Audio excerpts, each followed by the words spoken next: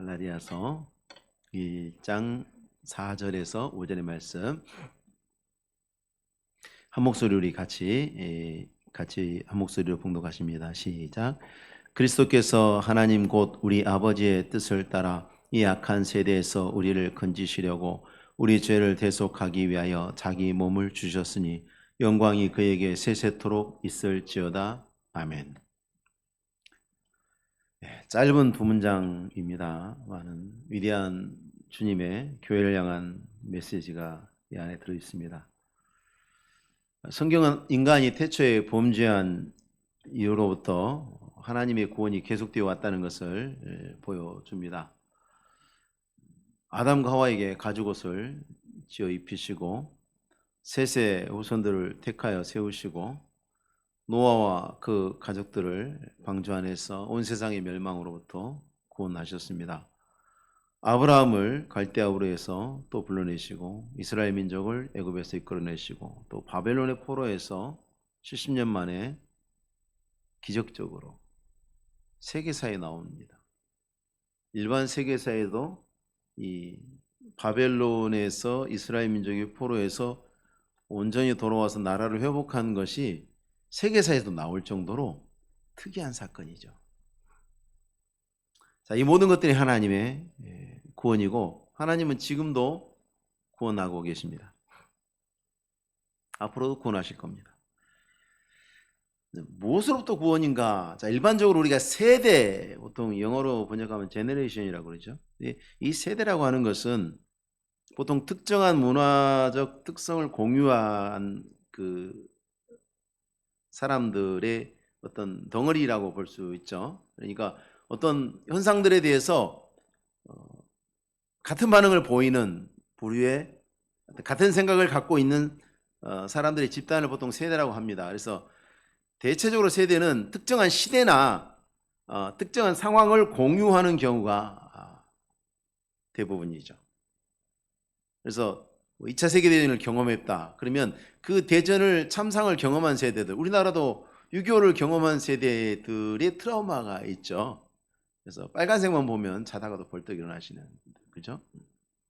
그분들은 그럴 수밖에 없어요. 그런 것들에 의해서 만들어지는 영향이 없잖아 있습니다. 그래서 대체적으로 어디에서든지 세대가 형성될 때는 보통 어떤 시대적 특성이라든지 어떤 특정한 사건에 대한 그 동일한 체험이 있다든지 그런 경우들이 대부분이죠. 근데 여기서 말씀하시는 하나님이 우리를 구원하셨다 그랬을 때 이 악한 세대에서 우리를 건지셨다 할 때 이 악한 세대는 뭘 말하는 거냐면 하나님에 대해서 지속적으로 악한 태도를 보이는 그 죄로 특징 지어진 세대입니다. 하나님에 대해서 줄기차게 누가 가르쳐 주지 않았는데 끈질기게 동일한 반응을 보이는 세대. 이 사람들은 어떤 시대에 국한되어 있지 않습니다. 장소에 국한되어 있지 않습니다. 왜냐하면 시대나 환경이 그렇게 만드는 게 아니거든요. 시대나 환경이 하나님에 대해서 악한 생각과 악한 반응을 하나님을 부정하고 하나님에 대해서 거역하고 도전하는 그런 성품과 품성을 갖도록 하는 것이 시대나 환경의 후천적 영향이 아니란 얘기죠. 선천적인 겁니다. 인간의 본질적인 죄악성에서 나오는 것입니다. 이 세상에 인간이 살아가는 한 이 세대는 계속됩니다. 보통 특정 세대는 세월이 지나가고 나면 사라지죠. 6.25 세대도 이제 거의 다 사라져가고 있습니다. 시대가 지나면 그렇게 특정 세대들은 사라지게 되고 또 다른 세대가 일어나죠. 그런데 이 악한 세대는 사라지지 않습니다. 이 세상에 태어나는 모든 인간이, 모든 자연인이라고 그러죠, 우리가. 그냥 엄마 아버지를 통해서 자연스럽게 태어난 모든 인간, 그걸 자연인이라고 그러는데 그 모든 자연인이 악한 세대입니다. 아담의 후손으로 태어난 세대들이죠.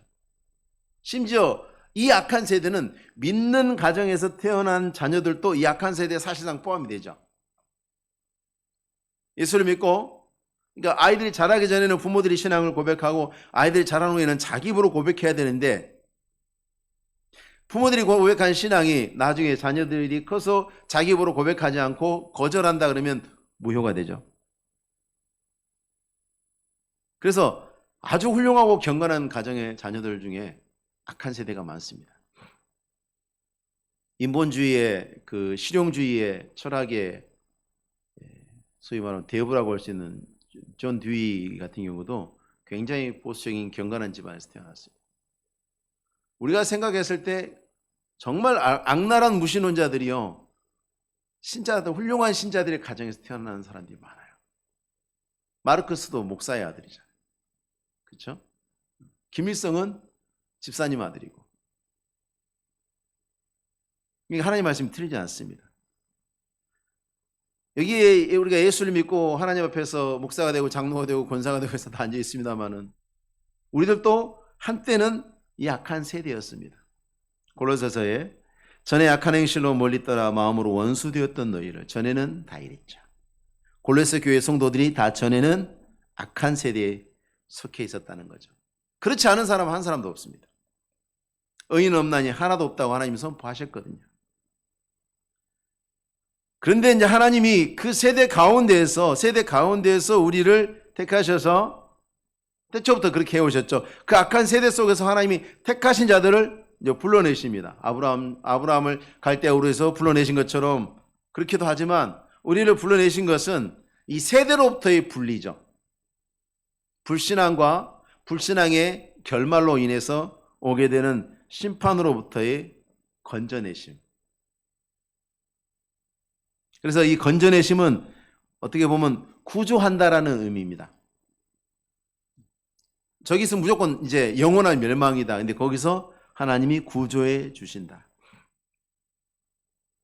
구조라는 말이 생각해 보면 어떤 의미입니까? 구조라는 말이 자기 스스로 능력으로 빠져나올 수 없는 위험에서 탈출시켜 주는 거죠.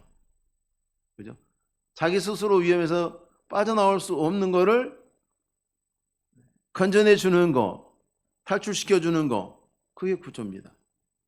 우리를 어떻게 구조하셨는가? 첫 번째는 위험에서 탈출하는 데 있어서 중요한 건 두 가지가 있는데 첫 번째는 지각하는 능력이죠. 아, 내가 죄인이구나. 내가 죄 가운데 있으면 멸망을 당하겠구나. 이게 가장 우선되기 필요한 능력입니다. 그래서 하나님이 사람을 구원하실 때 제일 먼저 죄를 깨닫게 하시고 회개하게 하시잖아요. 하나님, 나는 죄인이었습니다. 내가 돌아보니 내 마음속에 죄가 아닌 것이었군요. 거기서부터 시작해요. 지각하는 능력, 죄를 깨닫는. 하나님이 부르시지 않았으면 아브라함이 살았던 갈대아 우르는 역사적으로 고고학적으로 봤을 때 그 우상의 소굴이었습니다. 우상의 소굴. 수많은 우상들이 그 안에 있습니다. 지금 이슬람교에서 상징으로 삼고 있는 그 초승달, 그 난나 그 초승달이 어디서부터 온 거냐면 그 달신 숭배에서부터 온 겁니다. 그 수메르 지방의 달신 숭배에서부터 나온 거예요. 그게. 그 초승달이 괜히 있는 게 아닙니다. 그 달신 숭배를 그대로 가지고 들어와서 거기서 이슬람이 돼 있는 겁니다. 고고학적으로 근거가 있습니다. 아브라함도 하나님께서 내버려 두셨으면 우르에서 우상 숭배자로 살다 죽었을 거예요. 근데 하나님이 갈대아 우르에서 불러내시자. 거기 떠나라. 내가 너에게 지시하는 곳으로 가라. 애굽에서 노예 생활하던 이스라엘과 바벨론에서 포로 생활하던 이스라엘도 이제 좀 달라요. 이 사람들은 우리가 여기 있으면 안 돼. 우리는 구원이 필요해. 거기까지 알았어요. 그냥 지각했죠. 가나안 땅에 돌아가야 된다. 우리는 그 땅으로 가야 된다. 지각하고 있지만 문제는 뭡니까? 그들을 포로로 붙잡고 있는 애굽과 바벨론을 손아귀 위해서 벗어날 수 있는 능력이 없어요. 첫 번째는 죄를 지각해야 되고 두 번째는 죄로부터 벗어나야 되는 거죠. 이 두 가지 능력이 필요한 거죠. 근데 모든 인간은 그 일에 있어서 전적으로 무능력합니다. 전적으로 무능력합니다. 자기가 구원이 필요한 죄인이라는 것을 절대 자기 스스로의 지혜는 깨닫지 못합니다. 아무리 세계에서 최고로 발달된 공립학교에 최고의 교육을 받아도 절대 인간은 그것은 깨닫지 못합니다. 기능적으로 아주 똑똑하고 탁월한 인간이 될 수는 있어요. 그러나 도덕적 부패를 막을 수는 없습니다. 여러분, 인간의 기술이 최고조로 발전했을 때 인간은 가장 많은 살상을 저질렀죠. 그렇지 않나요? 인간의 기술이 최고로 발전할 만큼 인간들은 더 위태로워지고 있죠. 왜요? 인간이 그 가지고 있는 모든 기술을 총집약해서 무기를 만들거든요. 다른 사람을 살상할 방법을 연구를 한단 말이에요. 그게 도덕적 타락이거든요. 그 어떻게 할 방법이 없는 거예요. 아무리 세상이 발전해도 무능력합니다. 십자가에서 죽으신 예수 그리스도가 구세주라는 것을 자기 지혜로 전혀 깨닫지 못합니다. 우리가 아무리 많이 전도해도 사람들이 콧방귀도 안 끼죠. 그 이유는 뭡니까? 아무리 복음은 설명해서 믿는 게 아니에요. 우리는 복음을 증거할 뿐이에요. 우리가 설명을 잘해서 믿는 게 아니에요. 우리가 전도 훈련을 하는 이유는 엉뚱한 복음을 전하지 않기 위해서 복음을 온전히 그대로 전하기 위해서 훈련하는 것이지, 그 사람들을 설득하기 위해서 훈련하는 것은 아닙니다. 절대 그걸 착각하시면 안 돼요. 설득에 의해서 예수를 믿지 않습니다.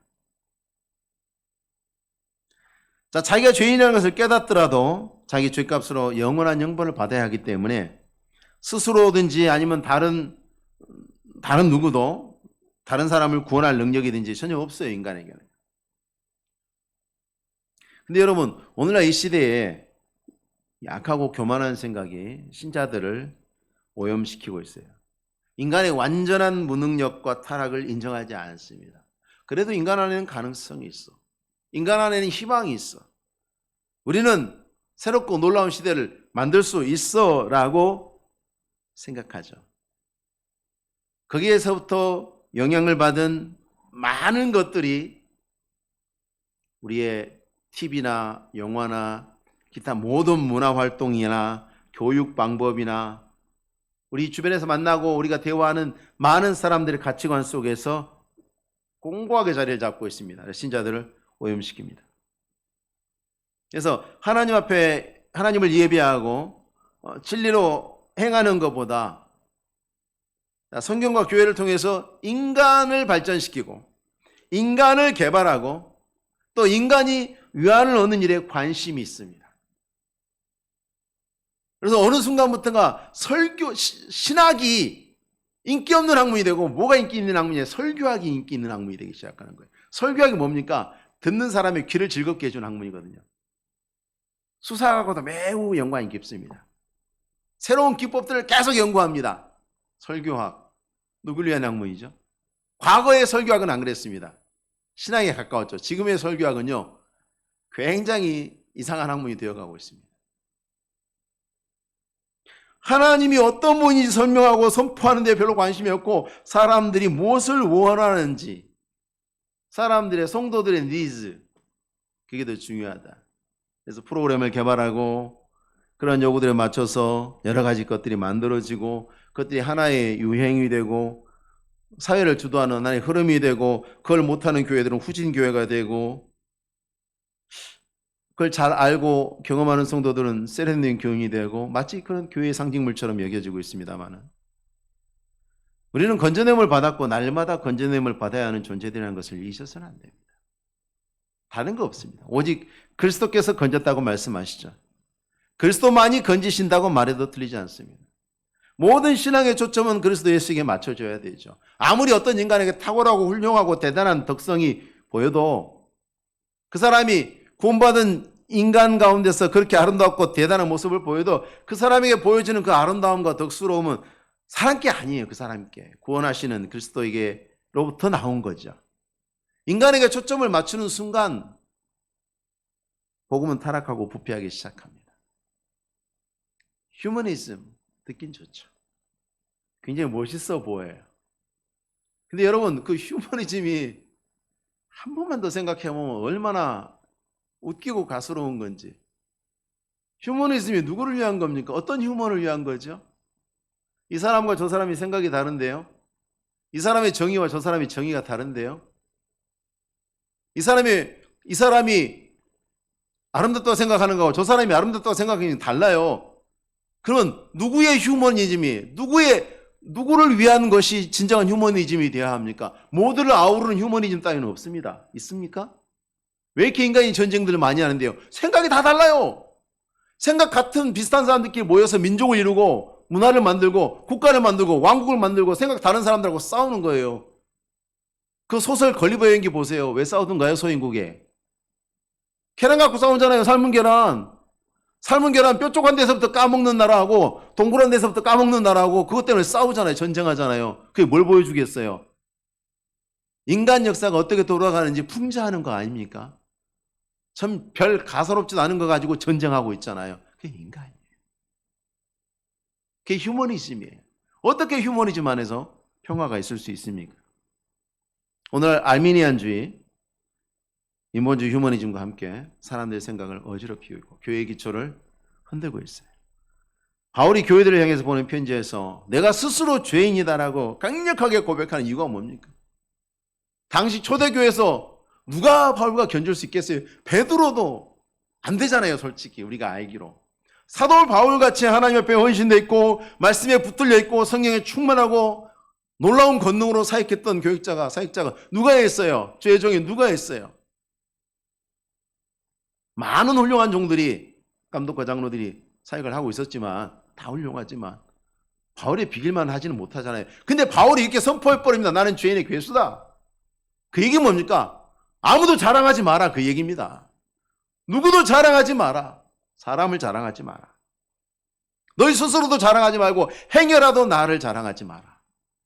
나 바울을 너희들이 높여주는 건 내가 좋아할 것 같으니 아니라는 겁니다. 고린도서 1장 29절 31절에 이는 아무 육체도 하나님 앞에서 자랑하지 못하게 하려 하십니다. 너희는 하나님으로부터 나서 그리스도 예수 안에 있고 예수는 하나님으로부터 나와서 우리에게 지혜와 의로움과 거룩함과 권함이 되셨으니 기록된 바 자랑하는 자는 주 안에서 자랑하라 함과 같게 하려 함이라. 우리가 영혼과 육체의 구원을 받는 것도 오직 그리스도로 말미암은 것이고 그 영혼과 육체의 구원을 풍성하게 하는 것도 예수 그리스도로만 말미암습니다. 다른 것으로 되는 게 아닙니다. 그렇기 때문에 우리가 교회는 항상 예수 그리스도를 가르치고 그리스도를 알게 하고 그리스도를 섬기게 하고 그렇게 하도록 지도하는 일에 집중해야 돼요. 딴 거 하면 안 돼요. 교회는 오직 그리스도입니다. 교회는 인본주의 도덕 학교가 아니에요. 그리스도의 구주되심과 그의 구원을 선포하는 선지자여야 합니다. 교회는 그래야 합니다. 교회가 선포하는 복음은 인기가 없죠. 십자가의 복음. 십자가에 못 박혀 죽으신 그리스도. 근데 그 그리스도가 우리도 못 박혀 죽으라고 하십니다. 인기가 없죠. 왜? 세상은 살고자 하고 돋보이고자 하고 드러나고자 하고 높아지고자 하는데 예수님께서는 낮아지라 하고 죽으라 하고 겸손하라 하고 섬기라 하고 거꾸로 가잖아요. 세상이 좋아할 리가 없죠. 그런 걸 왜 해? 그게 고린도전서 아까 읽으신 말씀 그 앞쪽에 있는 12장 23절에서 고린도전서 1장 23절 24절 말씀에 우리는 십자가에 못 박힌 그리스도를 전하니 유대인에게는 거리끼는 것이요 이방인에게는 미련한 것이로되 오직 부르심을 받은 자들에게는 유대인이나 헬라인이나 그리스도는 하나님의 능력이요 하나님의 지혜니라. 하나님이 택하시고 불러내신 자들은 이게 동의가 돼요. 마음에서. 하나님이 우리에게 구원하실 때 우리를 구원하실 때 우리 안에 주신 성령께서 그게 옳다는 것을 인정하도록 우리를 감동하시는 감동하시죠. 그래서 우리는 허는 척이라도 하려고 그러잖아요. 잘 안 되지만, 그죠? 섬기는 척이라도 하려고 그러잖아요. 잘 안 되지만 하나님이 그렇게 말씀하셨고 그렇게 해야 하는 것이 옳긴 하는 것 같아. 잘 안 되지만. 세상 사람들은 동의하지 않습니다. 미련한 짓입니다. 그걸 왜 해? 내가 내 돈 주고 교회 가서 그걸 왜 하는데? 그렇게 되죠. 내가 교회 가서 내 돈 주고 헌금하고 내 대접받아야지 내가 그걸 왜 하는데? 내가 교회 가서 헌금하는 이유는 좋은 서비스를 받기 위함이야. 종교적 서비스를 받기 위함이야. 신자 아닙니다. 신자는 세상 사람이 봤을 때 미련한 짓을 하고 있는 사람들이죠. 세상에서 쭉 일해서 하나님한테 헌금 드리고 와서 또 하나님 시킨다고 또 주말하고 교회에서 봉사하고 왜 그러는데? 세상 사람들은 그렇게 이야기하죠. 근데 우리는 그렇게 크게 잘못됐다고 생각하지 않습니다. 좀 많이 힘들 때는 힘들어요 목사님하고 불평도 하지만 그 자체가 잘못됐다고 생각하지는 않아요. 내가 좀 힘드니까 조금 쉬어가고 싶어요. 그런 꾀는 납니다. 그러나 그게 틀렸다고 말하진 않아요. 왜냐하면 이 안에서 그렇게 말씀을 하십니다. 왜 주께서 그렇게 하셨냐면 십자가에 못 박히지 않고는 세상을 구원할 수 없어요. 십자가로만 구원할 수 있다는 것은 세상이 알 수 없는 하나님만의 지혜죠. 고린도전서 1장 20절에 하나님께서 이 세상의 지혜를 미련하게 하신 것이 아니냐. 하나님의 지혜에 있어서는 이 세상이 자기 지혜로 하나님을 알지 못한다 그랬어요. 마귀가 몰랐죠. 마귀가 알았으면 예수님을 십자가에 못 박았겠어요? 못 박지 않았겠죠. 마귀가 못 박으려고 하는 그 모든 악한 계획까지도 하나님께서 아시고 십자가로 구원하셨죠. 우리가 그 예수를 믿어서 구원받은 성도들도 하나님의 지혜를 받았기 때문에 그리스도의 십자가에 영광이 있다고 고백하고 그 십자가의 영광을 돌립니다. 그래서 한때는 가장 수치스러움의 상징이었던 것을 우리는 가장 존경하는 자리, 교회의 가장 높은 곳에 십자가 달아놨잖아요. 온 세상 사람들이 다 볼 수 있도록. 우리는 저 십자가를 존경합니다. 저 십자가에 달리신 그리스도를 사랑합니다. 우리는 그리고 그 십자가가 우리에게 가르치는 것처럼 하려고 그나마 애써야 된다고 생각하는 사람들입니다. 그리고 애쓰려고 하는 사람들입니다. 그렇게 사는 사람들은 아니고요. 100%안 사라지잖아요. 그러나 그래야 된다고 생각하고 그렇게 살고 있는 사람들이 저 밑에 모여 있습니다. 그게 우리의 고백 아니겠습니까? 그래야만 하죠. 오늘날 교회 지도자님들 중에서는 왜 그렇게 대단하시고 잘나시고 똑똑하신 분들이 많은지 모르겠어요. 너무 자기를 드러내려고. 주님께서는 그리스도만 드러내라 그랬고 사도 바울은 내가 죄인 중에 괴수다. 나 쳐다보지 마라 그랬잖아요. 나를 쳐다보지 마라. 나는 죄인 중에 괴수다. 너보다 더 악한 사람이 나다. 나를 쳐다보지 말고 누구 보라고? 예수 그리스도를 보라고. 그렇게 했음에도 불구하고 오직 영광이 그에게 세세토록 있도다. 우리가 해야 하는 찬송, 오직 구원받은 자들에게만 허락된 이 찬송. 생각해 보십시오. 여러분, 이 세상에 존경받는 위대한 많은 사람들 한번 생각해 보세요. 이 세상 많은 사람들이 가장 쉽게 흔하게 떠올리는 사람들은 위대한 정복자들이죠. 어떤 사람들입니까? 수많은 사람을 죽인 사람들이죠. 피 흘리지 않는 정복자가 있었나요? 있었습니까? 인류 역사에? 예수님 복음으로 세상을 정복하신 예수 그리스도를 제외하고 피 흘리지 않고 세상을 정복한 자가 있었어요. 가는 곳마다 피를 흘렸죠. 가장 큰 나라를, 제국을 건설을 했다 하는 사람은 가장 많이 피를 흘린 사람이에요. 가장 많은 사람을 죽인 사람이에요. 가장 많은 피와 시체 위에 서 있는 사람이 가장 칭송을 받습니다. 위대한 정복자로. 그 가장 많이 죽인 자를 가장 위대하다고 세상에서는 그렇게 여기고 있습니다. 그들은 자기를 위해서 많은 사람들을 죽였죠. 그러나 교회가 찬송하고 영광을 돌리는 예수 그리스도께서는 자기 피를 흘리셨어요. 오직 자기 피를 흘리셨죠. 그리고 수많은 사람을 살리셨습니다. 많은 사람을 살리기 위해서 자기를 죽이셨죠. 자기를 위해서 많은 사람을 죽였던 세상의 영웅들과 같지 않습니다. 그럼에도 불구하고 세상은 그것을 깨닫지 못합니다. 그리스도 예수를 따르는 우리는 십자가로 구원하신 구주의 길이 영광의 길이다. 그것을 믿고 따르는 사람들입니다. 세상 사람들은 절대 인정하지 않습니다. 그러나 십자가의 길을 우리는 영광의 길이라고 고백합니다. 내가 죽고 그리스도가 살으심으로 내가 나를 쳐서 복종하는 자리에서 많은 이들을 살리는 섬김이 있는 삶, 때로는 그게 벅차고 고통스럽고 고달프고 그런 인생으로 여겨지기도 하고 때로는 그것으로 인해서 힘들어하기도 하지만 하나님께서 그것을 주목해 보시고 하나님이 인정해 주시는 영광의 길이 십자가의 길이라는 것을 신자들은 아무도 부인하지 않습니다. 섬기지 못할 때 우리는 이렇게 말하죠. 제가 아직 믿음이 부족해서. 제가 아직 믿음이 부족해서요 라고 이야기합니다. 그 믿음이 있는 겁니다. 부족하지만 그래야만 한다고 생각하니 얼마나 귀한 믿음입니까? 영광이 세세토록 많은 사람을 구원하기 위해서 자기 피를 대신 흘려 죽으신 그리스도에게 있다고 고백하는 우리의 목표는 바로 그 영광스러운 십자가의 삶으로 나가는 것이죠. 사랑하고 섬기고 겸손하게 충성하고 악을 악으로 갚지 않고 원수를 위해서 기도하고 축복하는 것, 그것을 통해서 구주의 길을 증거하는 그것이 우리 길이 되어야 합니다. 세상이 우리 안에서 그걸 봐야 합니다. 교회가 엉뚱한 짓 하지 말고, 복음 아닌 이상한 소리 하지 말고.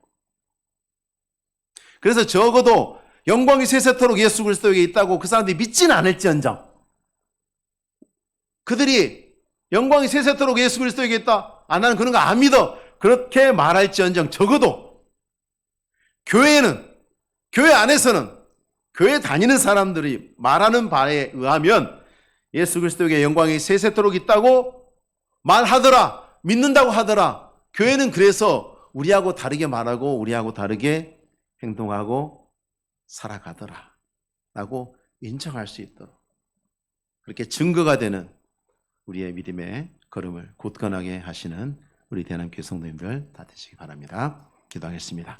하나님 감사합니다. 하늘과 땅에 오직 우리 주 예수 그리스도만이 영광과 찬송을 받으시기 합당하시고 오직 온 땅의 구주는 우리 주님뿐임을 믿습니다. 억만가지 죄악 가운데서 우리를 구원하며 영원한 멸망에서 우리를 건져내실 이도 오직 우리 주 예수 그리스도뿐이심을 고백합니다. 그의 죽으심으로 우리가 살았고 이제 우리가 세상을 향하여서 십자가로 나아감으로 세상의 구원이 되기를 원하오니 하나님이여 이 땅에 세우신 교회와 주의 충직한 종들과 하나님의 사람들을 통하여서 하나님의 사랑과 구원하심과 그 은혜로우심을 증거하게 하시고 세상의 각박한 가운데 소망을 발견하지 못하던 이들이 그리스도의 품 안에서 예수의 품 안에 있는 생명과 사랑과 그 은혜와 위로와 치유하심을, 그 넉넉함을 맛볼 수 있도록 하나님이여 특별히 우리 대남교회를, 믿음의 종들을 사용하여 주시고 그 선하신 뜻과 구원의 역사를 이루어 주옵소서. 예수님의 이름으로 기도하옵나이다. 아멘.